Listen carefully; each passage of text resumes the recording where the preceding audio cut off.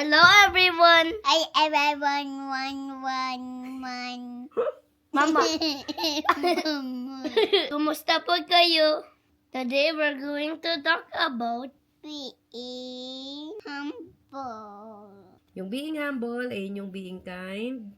Yung hindi mo tinitink na mas better ka kaysa sa ibang tao. You're not thinking that you're better than anyone else. Mga quiet hero, like you're helping pero you don't have to announce it. You don't have to brag about it na gumagawa ka ng good things sa sibabrag mo sa ibang tao. Do you understand that? now I understand Okay, humble. so I have a question for you.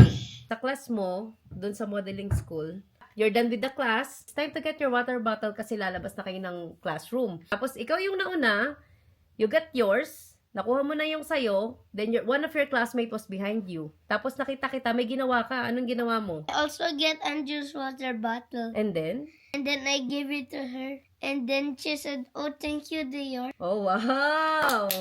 You help her. Diba? Tinulungan mo siya without anyone telling you na, dear, you have to help your classmate.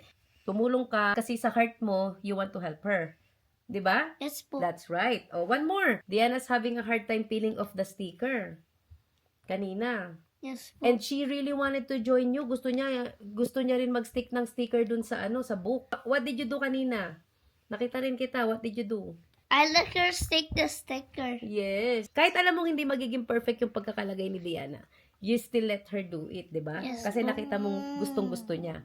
Yes. So, that's good. Kasi you're doing it without anyone telling you or asking you po. to do. My heart likes doing good things. Oh, wow. Nakaka-proud naman yung sinasabi ni Dior. Which is good kasi nakikita kitang ginagawa mo yun. 'Di ba? That's one of example ng being humble. Gumagawa ka ng good things without anyone na hindi mo naman sinasabi sa akin, Mama, I helped my classmate. Mama, I did this. Mama, I did that. You're just doing it. And I notice what you do.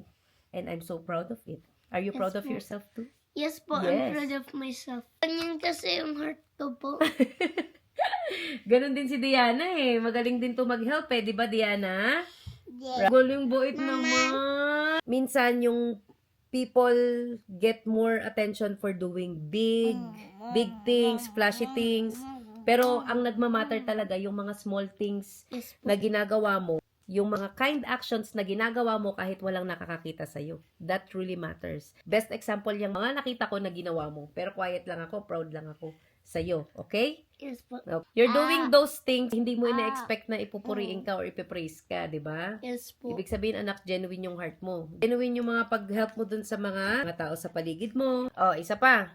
Nag-level up yung isa sa mga classmate mo. Di ba? Nung Monday, sa swim school. Did you feel happy for him? Yes po, I felt happy for him. Nag-clap po ako for Theo. Yeah. Di ba? Pati kami nga ni Daddy natutuwa. Nagkaroon siya ng achievement.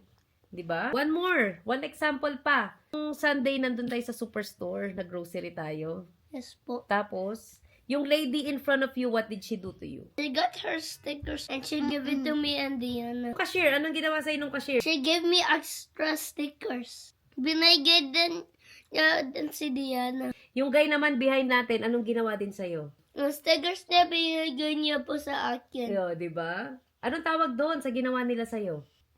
Kindness. Yes. Bait sila. Yeah, mabait sila. Hindi sila nagko-collect ng Disney stickers, pero they gave it to you instead. Yes, Di ba? Nanonotice mo yung good dun sa people around you. Mas magandang nakikita natin yung mga positive na ginagawa ng tao sa atin instead dun sa negative. Di ba? Anong gagawin natin dun sa mga extra toys natin na hindi nyo na ginagamit? I-donate po sa Mother Kids. Yung Mother Baby stuff naman binibigay na dun sa Mother Baby. Hindi lahat ng kids may pangbili ng toys. Yes. Kaya binibigay natin sila sa donation, di ba? Yun yung isa pang example, yung nagdo-donate tayo nang hindi na natin kailangan. Last na lang. So, we show respect to others regardless of their status.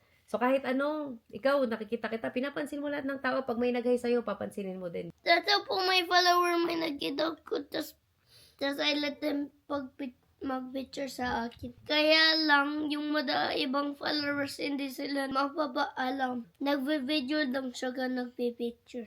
Nagkagagulat. Oo. Hindi yun tama. Kasi even me, pagka nagbibideo tayo, nagpapaalam pa ako dun sa nasa paligid natin kung pwede ba silang masama sa video. Kasi privacy nila yun eh. So tayo kahit ganun, dapat kahit papano nagpapaalam, di ba? Minsan tututukan ka nila ng cellphone, re-recordan ka nila without asking us our permission, di ba? Which is not good. Pero ikaw, mabait ka kasi nag-i-smile ka pa rin sa kanila, di ba?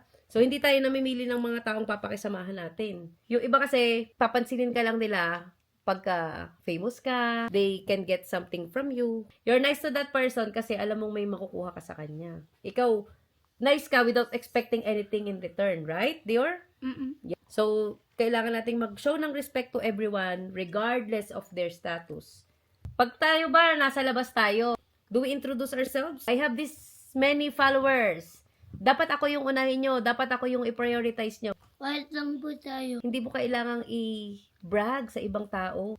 Tapos, gusto mo priority ka kasi ganito ka, ganyan ka. So, hindi, di ba? That's one thing na pagiging humble. Itinuturo to sa inyo kasi we need to focus on being kind and making a difference instead na mag-show off na mabait ka, na ganito ka. Let others notice what you're doing. Or even they don't notice that, it's okay. As long as yung heart mo pure, na tumutulong ka, Yes it's po. good. Diba?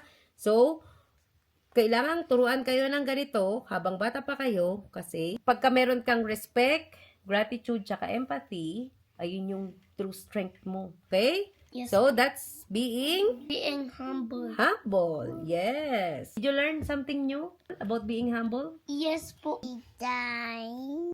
Be nice.